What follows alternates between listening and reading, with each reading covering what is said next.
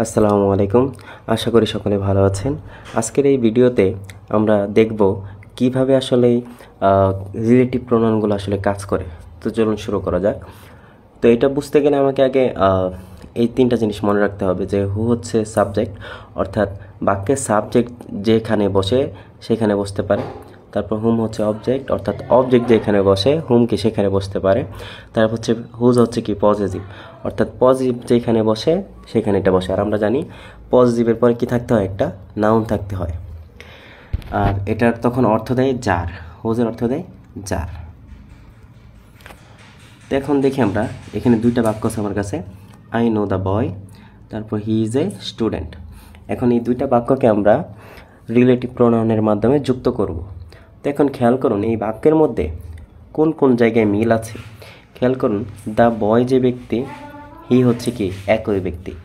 আর এই দ্বিতীয় বাক্যে হি এর পজিশনটা আছে কোথায়, সাবজেক্টের জায়গায়। তো এখন আমরা জানি সাবজেক্ট হিসাবে কে বসে, হু বসে। তো এই দুইটা বাক্যকে আমরা যুক্ত করব। তাই এখন আমরা হি এর পরিবর্তে ব্যবহার করতে পারি হচ্ছে who. I know the boy,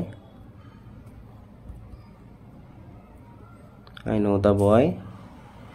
এখন হি এর পরিবর্তে আমরা লিখব হু, হু ইজ এ স্টুডেন্ট। তো এখন যেহেতু আমাদের দুইটা বাক্য একত্রিত করতে হবে, তাই আমরা একত্রিত করে দেই, I know the boy who is a student. অর্থাৎ খেয়াল করুন যে এই হু হচ্ছে এই ইজ ভার্বের সাবজেক্ট, তারপর হচ্ছে এই দুইটা ক্লজকে যুক্ত করেছে who, I know the boy who is a student. এই দুইটা ক্লজকে কে যুক্ত করছে, হু। অর্থাৎ এই ক্ষেত্রে হু হচ্ছে একই সাথে একটা প্রোনাউন, তারপর হচ্ছে একই সাথে কি একটা কনজাংশন। এই জন্য এটাকে বলা হয় রিলেটিভ প্রোনাউন। অর্থাৎ রিলেটিভ প্রোনাউনগুলো বাক্যের মধ্যে একসাথে দুইটা ভূমিকা পালন করে থাকে। তারপর দেখি আমরা এই বাক্যের ক্ষেত্রে মিল আছে হচ্ছে বয়ের মধ্যে আর হচ্ছে কি হিমের মধ্যে।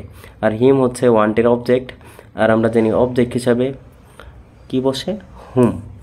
তাই এখানে আমরা হিমের পরিবর্তে লিখতে পারি হুম। তো যেহেতু দুইটা বাক্যকে আমরা একত্রিত করব, তাহলে হিম বাদ দিয়ে আমরা হুমটাকে নিয়ে আসি। তাহলে হবে I know the boy you want home. আর আমরা জানি রিলেটিভ প্রোনাউনগুলো তার অ্যান্টিসিডেন্টের পাশাপাশি বসে। তো যেহেতু হচ্ছে দ্য বয়কে মডিফাই করবে, তাই এখন এটার পাশে আমরা নিয়ে আসবো I know the boy, I know the boy whom you want. তারপর পরের বাক্যটা দেখি।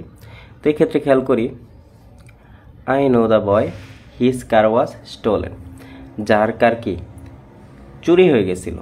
আর আমরা জানি যার অর্থে কি বসে, হুজ বসে। এই যে হুজ, আর হুজের পরে থাকে একটা কি নাউন। তো এক্ষেত্রে দেখেন হিজ হচ্ছে কি একটা পজিটিভ। তো আমরা জানি হুজও হচ্ছে কি একটা পজিটিভ। তারপর দেখেন পজিটিভের পরে নাউন বসে। তো এই ক্ষেত্রে যে কার হচ্ছে নাউন, অর্থাৎ এই ক্ষেত্রে আমরা হিজের পরিবর্তে কাকে ইউজ করতে পারি, হুজ ইউজ করতে পারি। আমরা লিখতে পারি আই নো দ্য বয়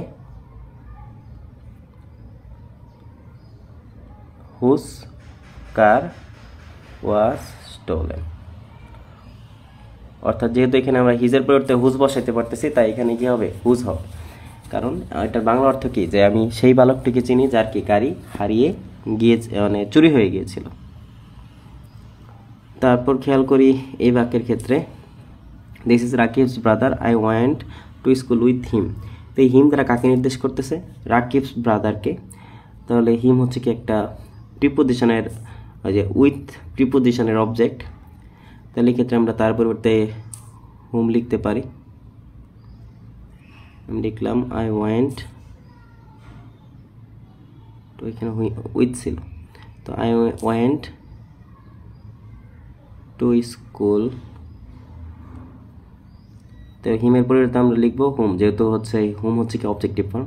তো এখন যেহেতু দুইটা বাক্যকে আমরা একত্রিত করব, আর আমরা জানি হচ্ছে ওই রিলেটিভ প্রোনাউনগুলো কি বাক্যের মাঝামাঝি চলে আসে, লিখতে পারি I this is Rakib's brother with home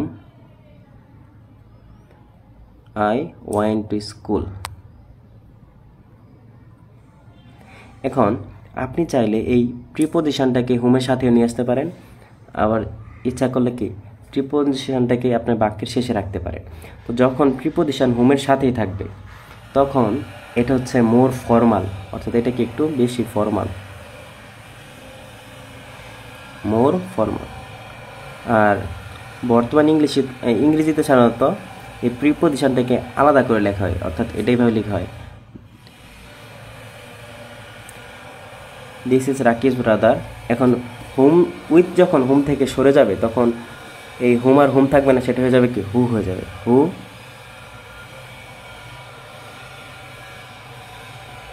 এখানে আই ছিল, I went to school with, এটা হচ্ছে কি একটু ইনফর্মাল, যা বর্তমান ইংরেজিতে বেশি প্রচলিত। অর্থাৎ আপনি যখন এই উইথটাকে হুমের সাথে রাখবেন তখন কি হুমই থাকবে, কিন্তু যখন এই উইথটাকে আপনি শেষে নিয়ে যাবেন বাক্যের তখন আর হুম থাকবে না, তখন হয়ে যাবে হু। আর এই প্রিপোজিশনটাকে আলাদা করে লিখছি না, তাই এই প্রিপোজিশনটাকে অনেক সময় বলা হয় ডিটাচড প্রেপোজিশন, ডিটাচড প্রেপোজিশন। তো আশা করি এই সংক্ষিপ্ত আলোচনা থেকে আপনারা আসলে বুঝতে পেরেছেন যে রিলেটিভ প্রোনাউনগুলো আসলে কিভাবে কাজ করে। শর্টকাট টেকনিক আছে, বাট সবসময় দেখা যায় যে শর্টকাট টেকনিক খাটে না। এটা হচ্ছে রিলেটিভ প্রোনাউন ব্যবহার করার মূল রহস্য। আপনি যদি এটা বুঝতে পারেন তাহলে কি আপনার জন্য এসব রিলেটিভ প্রোনাউন দ্বারা বাক্য গঠন করা খুবই সহজ হয়ে যাবে। আশা করি আপনারা বুঝতে পেরেছেন। তো এরকম ভিডিও পেতে চাইলে রাকিবস ইংলিশ আপডেটের সাথেই থাকুন, লাইক কমেন্ট করে উৎসাহিত করুন। আসসালামু আলাইকুম।